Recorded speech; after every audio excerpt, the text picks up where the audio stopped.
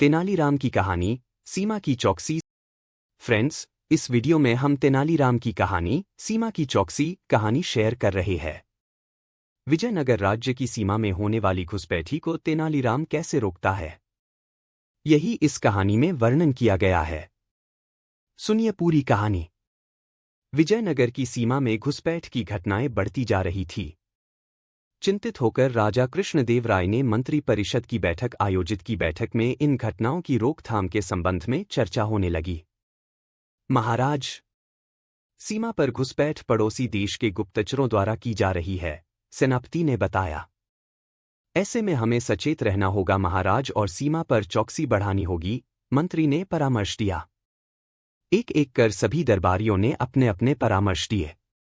जब तेनालीराम की बारी आई तो वह बोला, महाराज, सर्वोत्तम उपाय यही होगा कि सीमा पर एक मजबूत दीवार का निर्माण किया जाए और वहां गश्त के लिए सिपाही लगा दिए जाएं।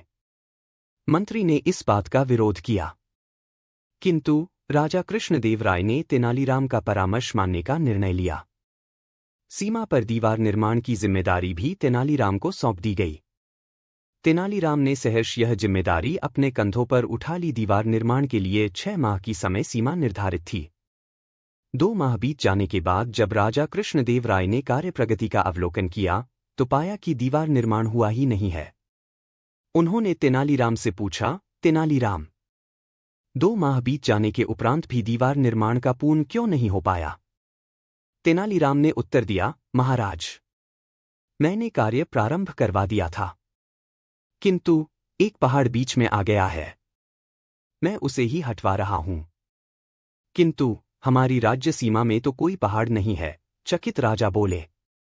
महाराज, लगता है तेनालीराम का दिमाग खराब हो गया है, तभी ये कुछ भी अनाप शनाप कह रहा है, मंत्री बोल पड़ा। यह सुनकर तेनालीराम बोला, महाराज, मुझे अपनी बात स्पष्ट करने का अवसर प्रदान करें। फिर उसने कुछ सैनिकों को संकेत किया और वे सैनिक 20 लोगों को लेकर महाराज के समक्ष उपस्थित हुए। सारे दरबारी आश्चर्यचकित थे। तेनालीराम, ये कौन हैं? राजा कृष्णदेव राय ने पूछा। महाराज, ये पड़ोसी देश के घुसपैठिए हैं।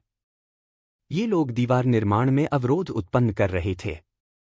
दिन भर में निर्मित दीवार को ये लोग रात में तोड़ दिया करते थे।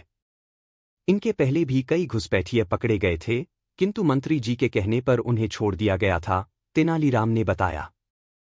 पोल खुल जाने के कारण मंत्री की सिट्टी पिट्टी गुम हो गई। वह क्षमा याचना करने लगा। राजा कृष्णदेव राय ने सीमा की चौकसी की जिम्मेदारी तेनालीराम को सौंप दी और मंत्री को दंडित किया। फ्रेंड्स, आपको सीमा की चौकसी तेनालीराम की कहानी कैसी लगी? आप अपने कमेंट्स के द्वारा हमें अवश्य बताएं। ये पसंद आने पर लाइक और शेयर करें। ऐसी ही और कहानी सुनने के लिए हमें सब्सक्राइब कर लें। धन्यवाद।